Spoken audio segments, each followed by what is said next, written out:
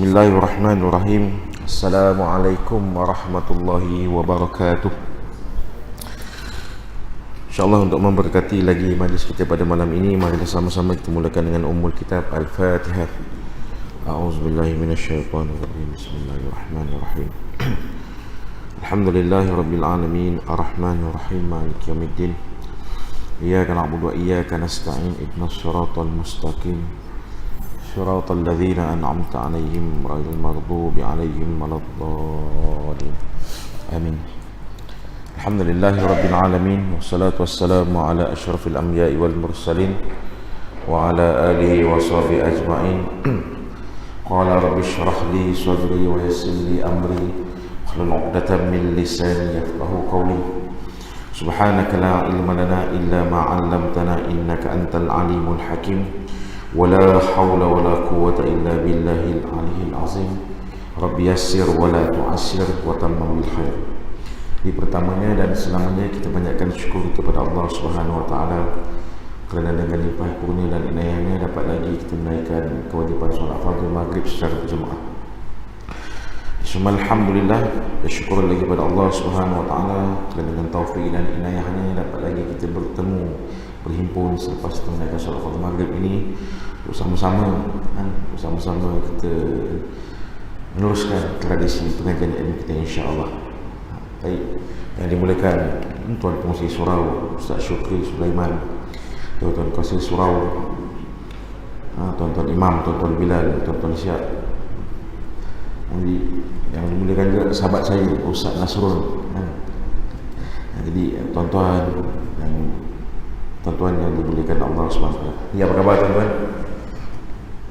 Macam tak ada semangat dia nak buat live ni. Apa khabar tuan-tuan? InsyaAllah, alhamdulillah. Kita nak kekuatan, macam tak nampak ramai, tapi kekuatan tu kita nak, insyaAllah. Jadi, selaku Ustaz on call pada malam ini. Ni tuan-tuan, ni bukan doktor je on call ni sekarang ni. Ni jawatan baru, doktor Ustaz on call. Jadi tuan-tuan kalau nak jadi Ustaz on call, boleh bagi nama Ustaz Syukri pada. Kita standby mana-mana. Boleh, insyaAllah. Jadi untuk perkongsian, jadi selaku Ustaz on call pada malam ni sekadar untuk berkongsi memenuhkan slot pengajian kuliah maghrib pada malam ini, insyaAllah. Di pemandangan pertama kali saya berada di depan tuan-tuan pun tanya siapa, tuan pun jadi sukalah saya betul bertaaruf sikit tentang diri saya. Jadi nama Muhammad Hakimi bin Ali, jadi bertugas di Putrajaya di Sekolah Kebangsaan Persilima ini. Jadi mengajar subjek bahasa Arab. Sebut sedikit tentang diri saya. Ni tuan-tuan, perkongsian kita pada malam ini jadi pada perkongsian pada malam ini saya nak kongsi dengan tuan-tuan satu tajuk berkaitan dengan akidah berkaitan dengan akidah, bagaimana kita tengok daripada segi maksudnya, kemudian kita tengok daripada segi ciri-ciri akidah itu sendiri, kepentingan akidah dan sumber serta kesannya dalam kehidupan. Ataupun lebih kurang kata ini lebih pada mukadimah tentang ilmu akidah itu sendiri. Dia tuan-tuan nak cerita pasal politik tak semua orang suka cerita pasal sukan pun tak semua orang minat cerita pasal masak pun tak berapa orang gemar.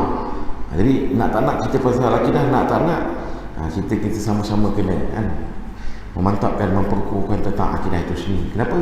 Akidah ini berkaitan dengan bagaimana kepercayaan kita, bagaimana kita punya pengharapan. Kenapa kita Tuhan satu, kita menyembah, semua kita menyembah satu Tuhan yang sama, Allah, kemudian dalam saya sama satu agama dalam satu agama. Inilah kaitannya dengan akidah itu sendiri. Baik tuan-tuan yang dirahmati Allah sekalian. Pada yang perkongsian pertama ini, perbincangan pertama ini, kita tengok akidah itu dari segi bahasa maknanya dari segi bahasa Jadi apa makna akidah itu daripada segi bahasa Akidah ini pada segi bahasa maknanya ikatan ataupun simpulan. Ini maksud ikatan ataupun simpulan. Itu maksud akidah daripada segi bahasa. Tapi manakala daripada segi istilah, maksud akidah ini daripada segi istilah, maksudnya adalah kepercayaan yang pasti dan keputusan yang muktamad. Kepercayaan yang pasti dan keputusan yang muktamad. Itu mana akidah daripada segi istilah. Baik, Kita pergi sikit ni. Kemudian daripada segi cabang ilmu akidah ini, cabang ilmu akidah ini ada 4 cabang utama. 4 cabang utama. Yang pertama, cabang akidah yang pertama ialah berkaitan dengan tauhid. Tauhid. Bagaimana pengesaan pengabdian kita kepada Allah SWT. Itu kaitan dengan tauhid. Itu yang pertama. Yang kedua, berkaitan cabang yang kedua ialah berkenaan dengan usuluddin. Apa maksudnya? Usuluddin maknanya mengenal agama. Disebut usuluddin ma'rifatullah. Bila kamu mengenal agama itu, kamu akan mengetahui bahawa siapa Allah itu sebenarnya. Jadi mana kita nak, bagaimana kita nak kenal Allah dengan sebenarnya, maka tidak kita kenapa? Kita kena mendalami, mempelajari, untuk kita mendalami ilmu tauhid. Itu yang kedua. Cabang akidah yang ketiga ialah berkaitan dengan ma'rifah. Ma'rifah bagaimana pengetahuan kita terhadap keyakinan kita pada Allah Subhanahu Wa Taala. Dan yang keempat, cabang ilmu akidah yang keempat yang berkaitan dengan kalam, berkaitan dengan ilmu kalam. Jadi untuk perincian 4 tajuk ini, insya-Allah, jadi mungkin kita boleh kita cari ustaz-ustaz yang lebih pakar, lebih arif tentang ilmu ni untuk diperbahaskan, untuk dikongsikan pada pertemuan-pertemuan tazkirah yang akan datang. Itu yang kedua, cabang ilmu akidah. Kemudian yang ketiga, kita masuk kepada ciri-ciri akidah itu sendiri. Baik, ciri-ciri akidah ini ada 6. Ada 6 perkara penting yang mana kita perlu kukuhkan. Kita perlu muktamadkan dalam pengabdian kita, dalam kepercayaan i'tikad kita. Baik, kita tengok apa yang pertama, ciri-ciri akidah yang pertama. Baik, ciri-ciri akidah yang pertama ialah radina billahi rabb. Radina billahi rabb. Maknanya apa? Radina ni makna kita meredakan Allah ini sebagai Tuhan kita. Kenapa Tuhan? Kerana semua orang sudah maklum, Allah Subhanahu Wa Taala ni tak dapat dilihat dengan mata kasar kita, dengan mata penglihatan kita. Tapi kita dapat bagaimana kita yakin bahawa Allah itu dengan apa? Ainul yakin, dengan kepercayaan kita, yakin kita.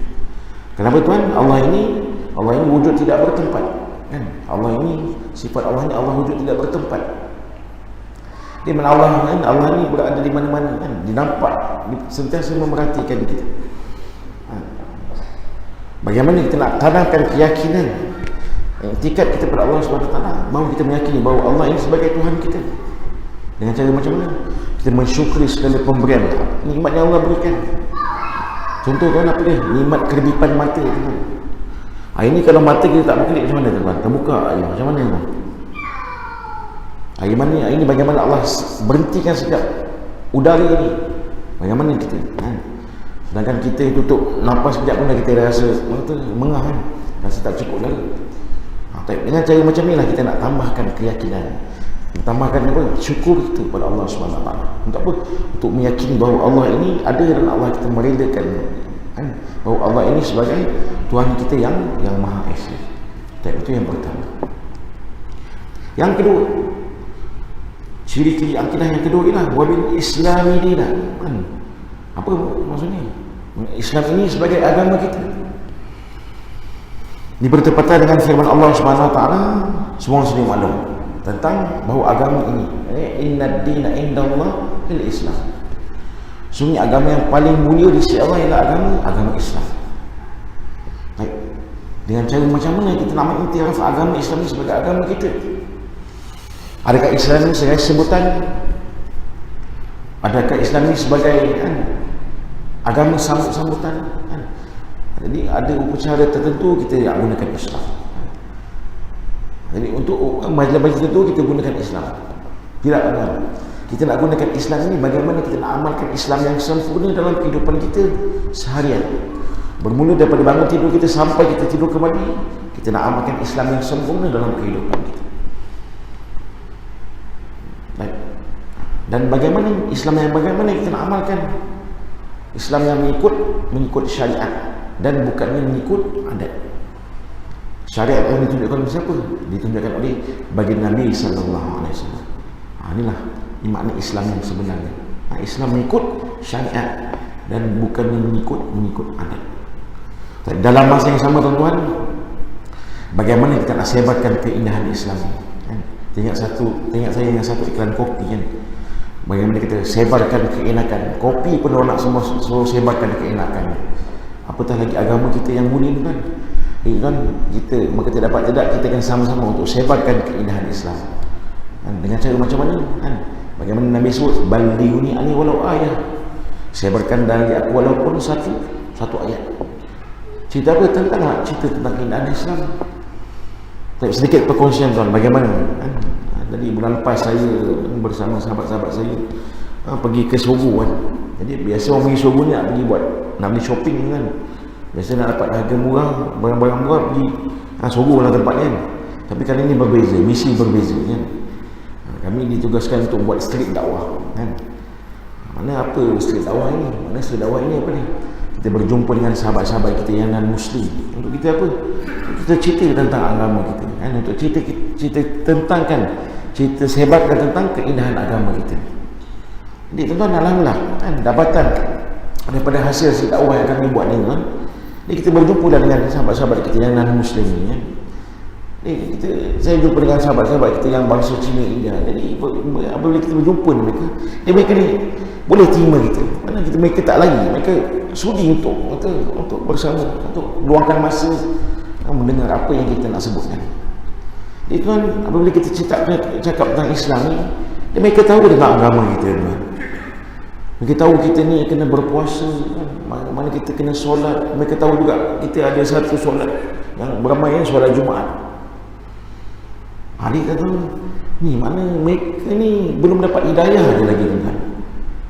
Mana mereka belum dapat hidayah lagi untuk dapat agama ini. Jadi apa, inilah peluang kita tuan. Apabila kita cerita tentang kan, apabila kita ceritakan tentang keindahan kan, keseronokan Islam ini, insya-Allah kita doakan supaya Allah bagi kan, asbab itu punya Allah bagi hidayah kepada mereka untuk dapat agama ini tuan.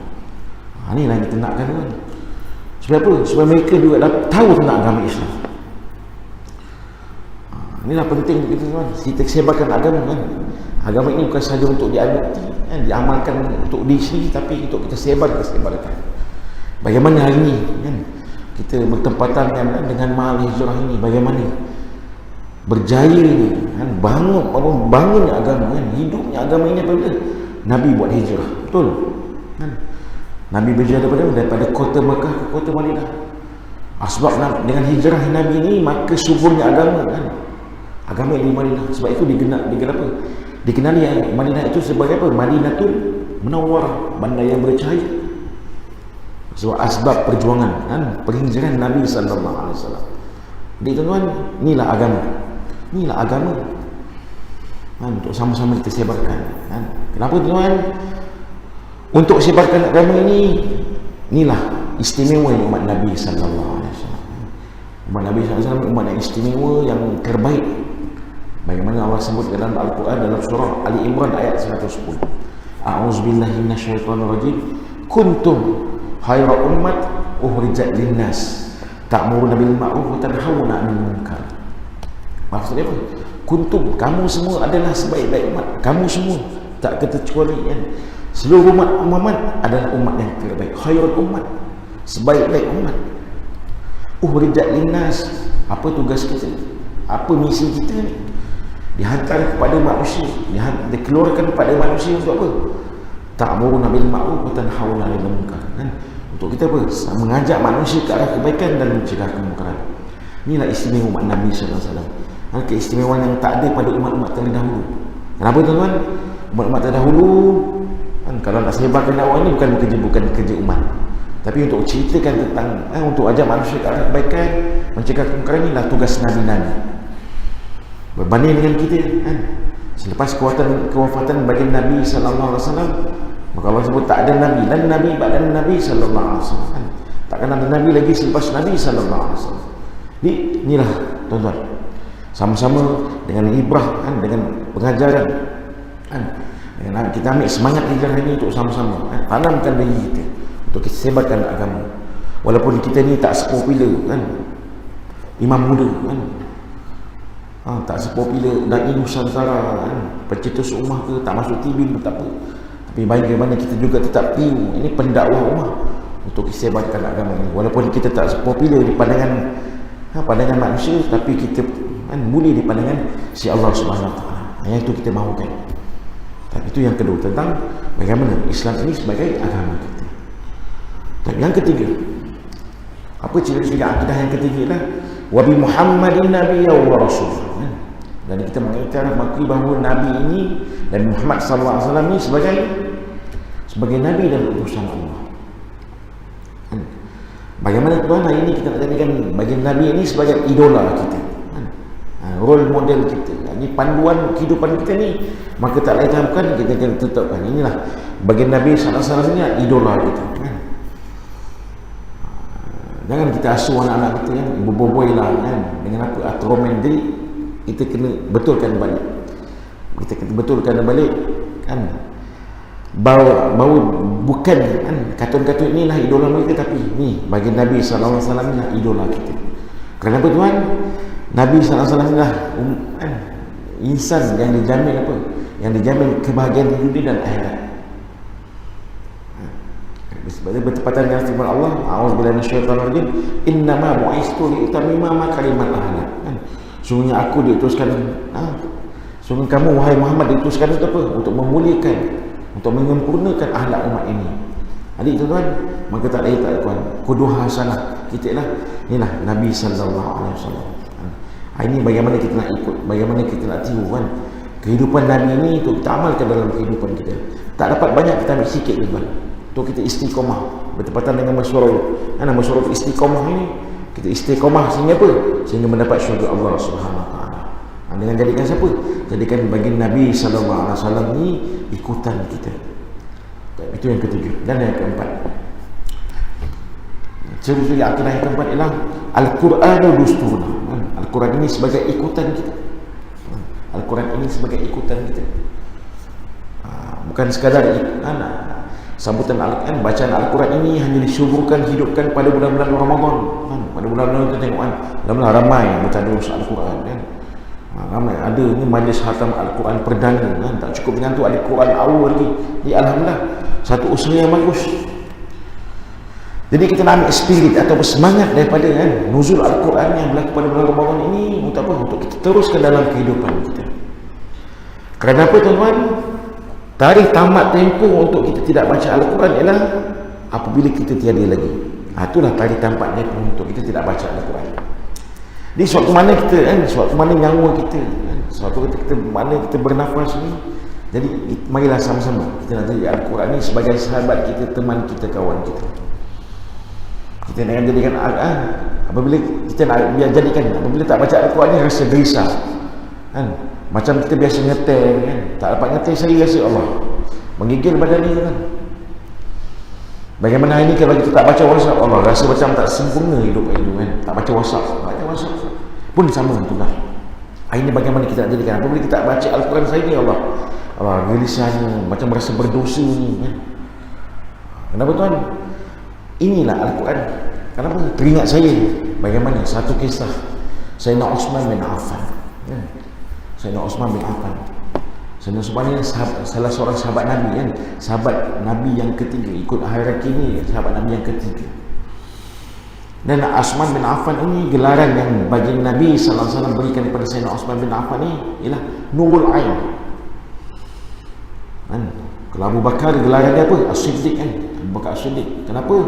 Abu Bakar ini membenarkan apa yang Nabi sebutkan, apa yang Nabi buat. Itu gelaran As-Siddiq gitu. Manakala Umar bin Khattab gelaran apa? Asadullah, singa Allah. Kenapa? Garang kan Umar ini kan, sehingga ada riwayat mengatakan andai kata ada lagi nabi yang akan lahir selepas Nabi, maka Umar yang layak untuk menggantikan, untuk apa? Untuk jadi nabi selepas Nabi. Tapi apa kata ya Allah tetapkan kan, dan Nabi tak ada nabi lagi selepas bagi Nabi SAW. Jadi Umar ini menjadi sahabat Nabi, khalifah yang kedua selepas Abu Bakar As-Siddiq. Siapa lagi? Yang keempat, sahabat yang bernama Ali bin Abi Thalib. Apa gelaran dia? Karamallahu wajhahu. Sehingga Allah muliakan ke atasnya ke atas wajah Ali bin Abi Thalib. Ni sebut empat sahabat ni kita teringat pada masa tarawih gitu kan. Al-Halafatul Awwal, Abu Bakar As-Siddiq kan, sallallahu alaihi wasallam ingat. Jadi berbalik pada cerita Sayyidina Utsman bin Affan. Dan Sayyidina Utsman bin Affan ini salah seorang sahabat yang dijamin apa? Yang Nabi jamin syurga kan? Dan dijamin syurga oleh Allah Subhanahu wa taala. Tuan-tuan, ketika nak bagaimana Utsman bin Affan ini apabila dia membaca satu surah At-Takasur kan? Surah yang pendek kan? Surah yang ke-102 dan mempunyai bilangan 8 ayat. Di surah At-Takasur ini bagi saya dan tuan-tuan baca macam biasa je. Dah beribu kali baca pun tak rasa apa-apa je. Berbanding dengan Sayyidina Utsman bin Affan kan? Bagaimana Sayyidina Utsman bin Affan ni apabila membaca surah At-Takasur ini, beliau akan menangis tersesak-sesak. Beliau akan menangis tersesak-sesak. Sehingga sahabat bertanya kepada Sayyidina Utsman, "Ya Utsman, mengapa kamu sebegini? Sedangkan kamu ini adalah salah seorang sahabat Nabi kan? Salah seorang sahabat yang dijamin syurga oleh Allah Subhanahu wa taala." Ni tuan-tuan, kalau saya dan tuan-tuan dijamin syurga macam mana lah tuan-tuan? Agaknya amalan kita kan. InsyaAllah mungkin buatlah, sekadar buat kan. Berbanding dengan sahabat yang tuan-tuan kan? Baca surah At-Takasur ini surah yang biasa, apabila dibaca oleh orang yang luar biasa, maka surah ini akan menjadi surah yang luar biasa. Kenapa tuan-tuan? Sahabat bukan sahaja tilawatul Quran, bukan sahaja membaca Al-Quran, dan bukan sekadar tafsirul Al-Quran, membaca makna Al-Quran, tapi sahabat tadabbur Al-Quran. Bagaimana sahabat menghayati, menjiwai Al-Quran itu sendiri. Jadi tuan-tuan, apa maksud At-Takasur ini kan? Dua ayat pertama itu dah menggigilkan bagi Sayyidina Utsman bin Affan. Maksud yang pertama, Al-Hakumut Takasur ini kan? Maka kecelakaan lah bagi mereka yang dihayalkan oleh apa? Oleh harta dan anak-anak. Kemudian disambung ayat kedua, sehingga mereka sedar bila? Mereka ni sedar apabila mereka berada di alam kubur. Allah Akbar. Tuan-tuan, bagaimana sahabat ni tuan? Dia nampak wawasan sahabat ni bukan sekadar wawasan 20-20 kan? Wawasan sahabat ni wawasan akhirat. Mereka nampak akhirat itu sendiri kan? Kenapa? Sahabat-sahabat tahu bahawa akhirat ini akhirat darul baqar. Sedangkan dunia ini, sifat dunia ini, dunia darul fana, dunia yang pasti akan binasa. Suka cinta kasih kita dengan dunia macam mana pun, pasti dunia akan binasa. Pasti dan pasti kita akan tinggalkan dunia yang fana ini. Inilah sifat dunia.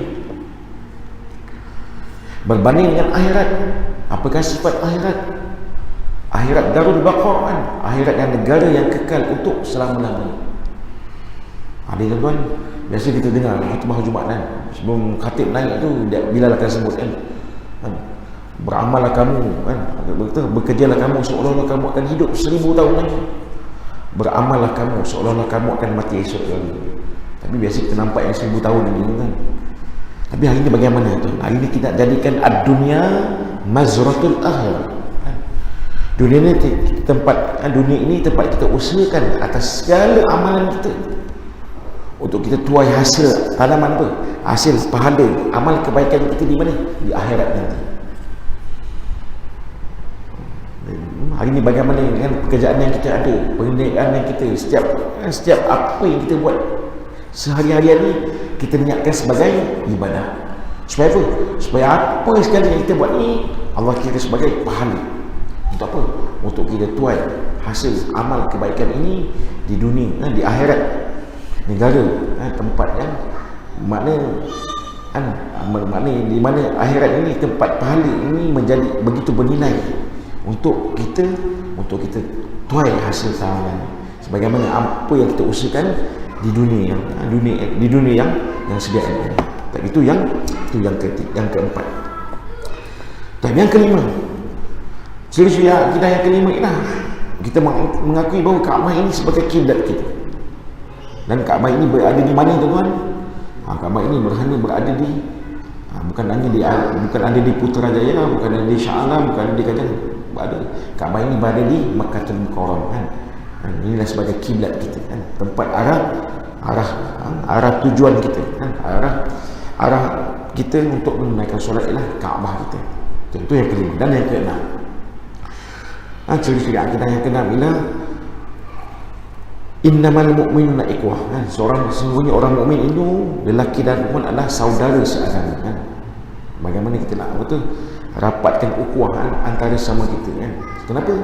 Tak ada apa yang membezakan kita. Kenapa? Sungguh kita sesama muslimin adalah saudara seagama.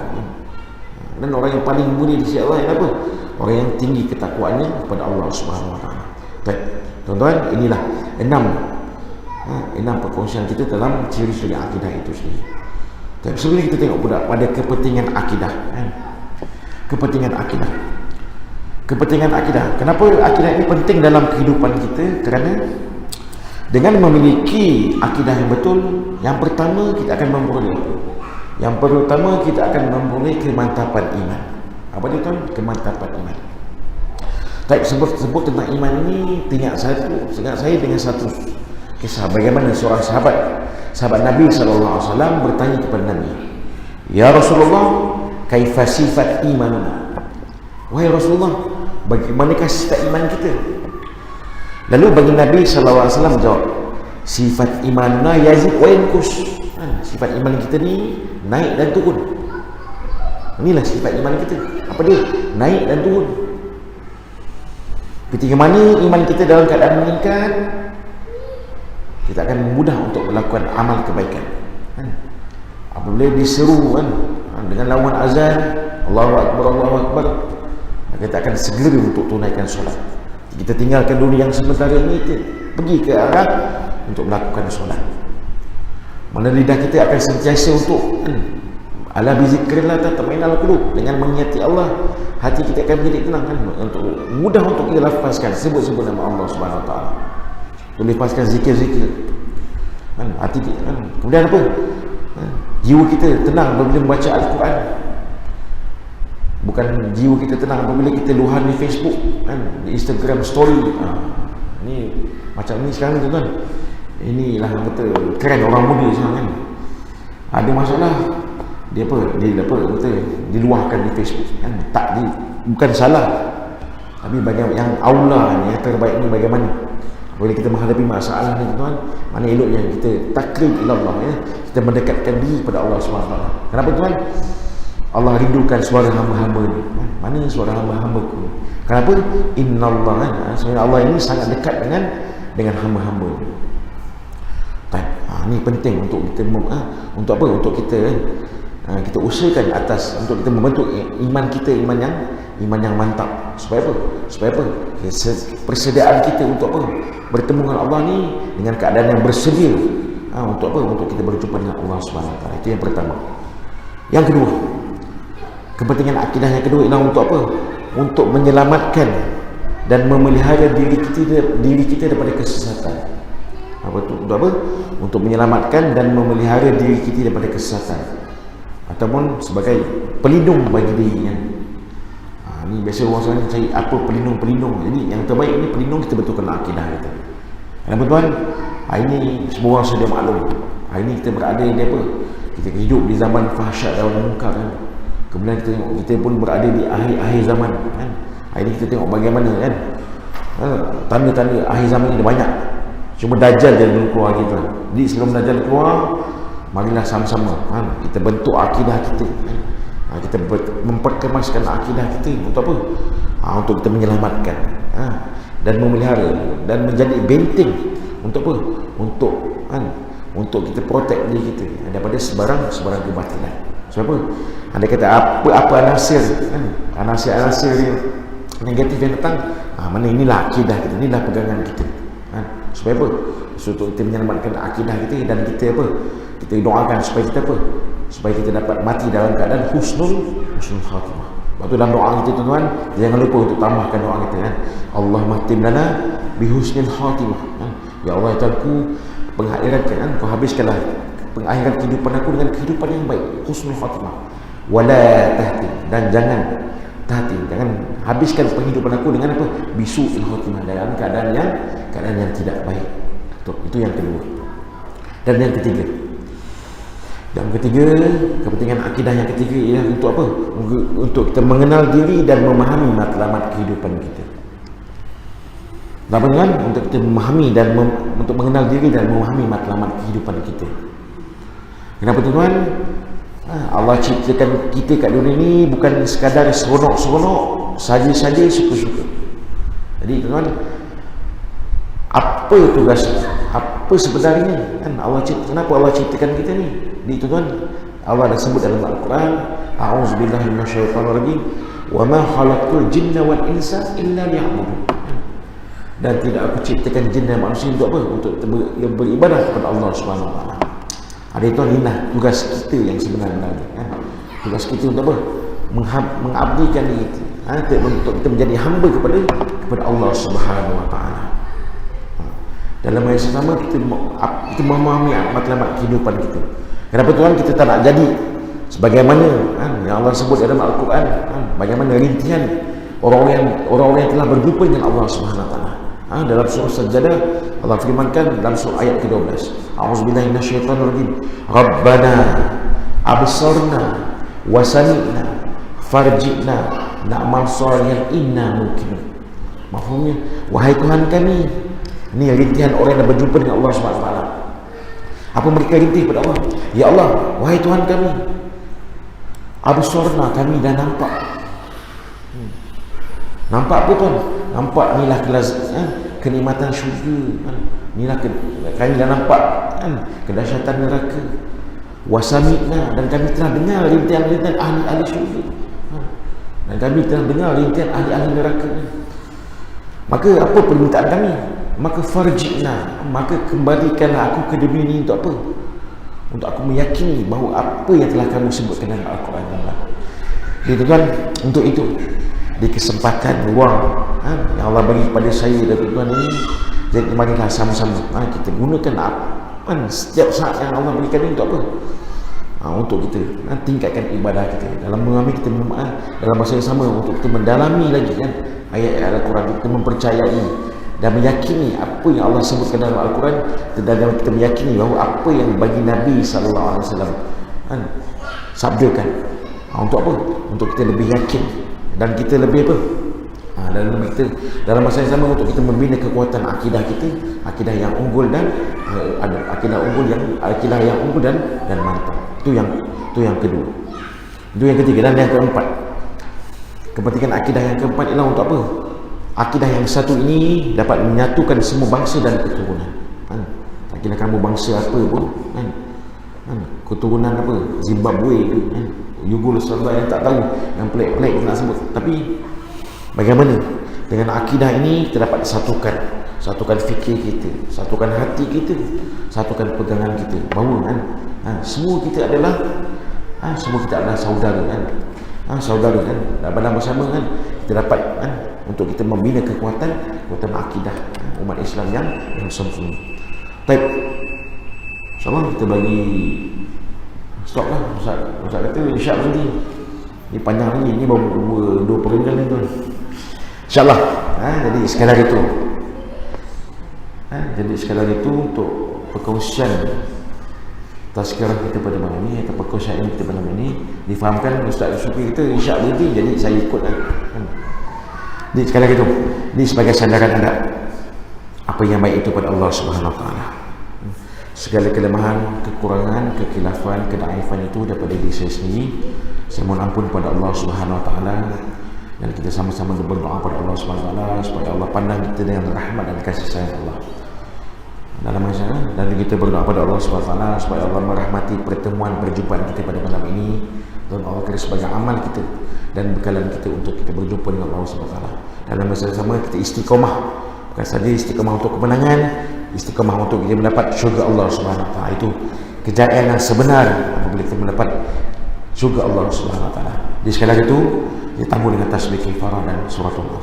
Subhanakallah bihamdika asyhadu an la ilaha illa anta astaghfiruka wa atubu ilaik. Bismillahirrahmanirrahim. Wal 'ashr innal insana lafi khusr illa alladhina amanu wa 'amilus solihati wa tawassaw bil haqq wa tawassaw bis sabr. Assalamualaikum warahmatullahi wabarakatuh.